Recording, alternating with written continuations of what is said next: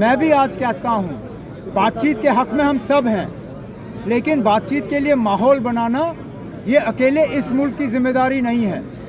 हमारे जो पड़ोसी मुल्क है उनको बातचीत का माहौल बनाने में कदम उठाने होंगे, जो फिलहाल हमें कोई कदम दिखते नहीं है। आप देख रहे हैं यंग बाइट्स, मैं हूं आपके साथ पूजा ठाकुर एनसी ऑफिस के बाहर इस समय मौजूद है और कुछ ही समय में यहां पर उमर अब्दुल्ला जो है यहां पर पहुंचने वाले हैं, जो हमारे जम्मू कश्मीर के पूर्व सीएम भी रह चुके हैं और जम्मू कश्मीर के कई सारे मसलों पर जो है बातचीत जो है होगी। और ऐसे में वुमेन रिजर्वेशन की जिस तरह से जगह जगह पर बातचीत हो रही है, जहाँ पर कांग्रेस उसका वेलकम कर रही है, पीडीपी उसका वेलकम कर रही है, और ऐसे में जम्मू कश्मीर के क्या कुछ मसले ऐसे रहने वाले हैं जिस पर बातचीत की जाएगी, आइए जानते हैं। हमारी 50% आबादी जो हमारी महिलाएं हैं, उनको कम से कम 10 साल वेट करना पड़ेगा इस रिजर्वेशन को हासिल करने के लिए, क्योंकि इस बिल में अगर आप देखें तो ये कहा गया है कि इसके लिए पहले खसूसी डील ये होगा सेंसस के बाद नए सिरे से डिलिमिटेशन के बाद फिर ये लागू होगा। इसका मतलब ये है कि शायद 2029 से पहले तो कोई उम्मीद नहीं, और मुमकिन है कि 2034 तक भी ये जा सकता है।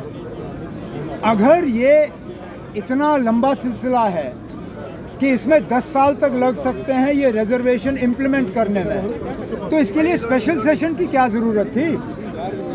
ये तो सर्दियों में भी लाया जा सकता था। गवर्नमेंट पहले हमें ये समझाएं कि जिस बिल को इम्प्लीमेंट करने के लिए शायद 10 साल का वेट करना होगा, उसके लिए स्पेशल सेशन की कोई ज़रूरत नहीं थी। हम तो सोच रहे थे कि स्पेशल सेशन बुला के अभी पास होगा और इस इलेक्शन में लागू करेंगे, लेकिन बिल पढ़ने के बाद पता चला कि इसमें कम से कम 10 साल लगेंगे इसको इम्प्लीमेंट करने में।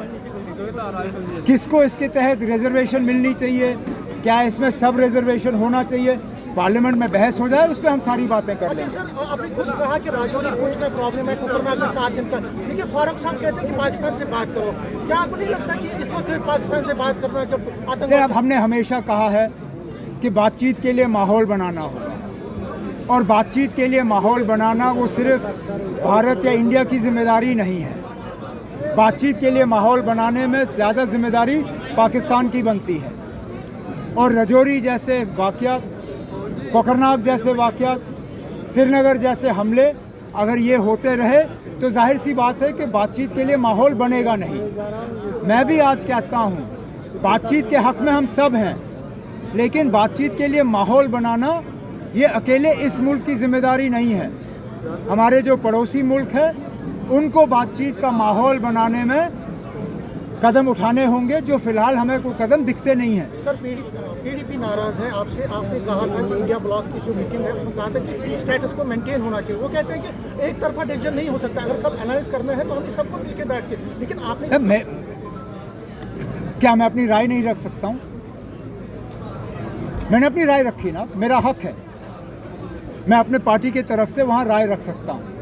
मैंने अपनी राय किसी पर ठोसी नहीं, मैंने वहाँ से वॉकआउट नहीं किया, मैंने मीटिंग बॉयकॉट नहीं किया। मैंने सिर्फ ये कहा कि जब सीट शेयरिंग पे आप लोग बात कर रहे हो, एक फॉर्मूला होना चाहिए। मेरी तजवीज़ ये है, अब उस तजवीज़ को कबूल करें ना करें वो अलायंस तक है। मैंने अपनी राय रखी ना, मैं अपने राय से पीछे नहीं हट रहा हूँ। और अगर हमारा मकसद बीजेपी को हराना है तो हमें उन सीटों पे अलायंस करना है जहां बीजेपी को जीतने की उम्मीद है। मुझे नहीं लगता है कि बीजेपी को कश्मीर से कोई सीट मिलनी है। कश्मीर आप देने वाले मैंने ना अभी मैंने सिर्फ अपनी राय रखी है, बाकी अलायंस का वहाँ क्या फैसला होगा उसके बाद हम फैसला करेंगे। बातचीत से बात होती है, आपने कहा बातचीत से बात related to the issue of Hardeep Singh Nijjar, where he is blaming government for carrying out attack. He says that he has evidence. Let him present that evidence in front of the international community. At the end of the day, he claims that it is on the basis of an ongoing investigation that he has made this claim. One, if it is an ongoing investigation, then I think it would have been appropriate for him to wait for the investigation to complete, because he has now preempted the findings of the investigation. That said, if he has evidence to support the claim that he has made, then I would humbly suggest to him that he suggest this evidence, that he share this evidence with the international community, because otherwise relations with Canada have always been very good.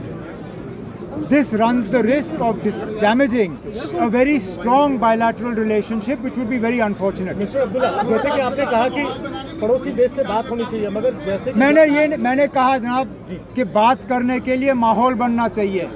माहौल अभी है नहीं। हम हमेशा बातचीत के हक में रहे हैं, आगे भी बातचीत के हक में रहेंगे।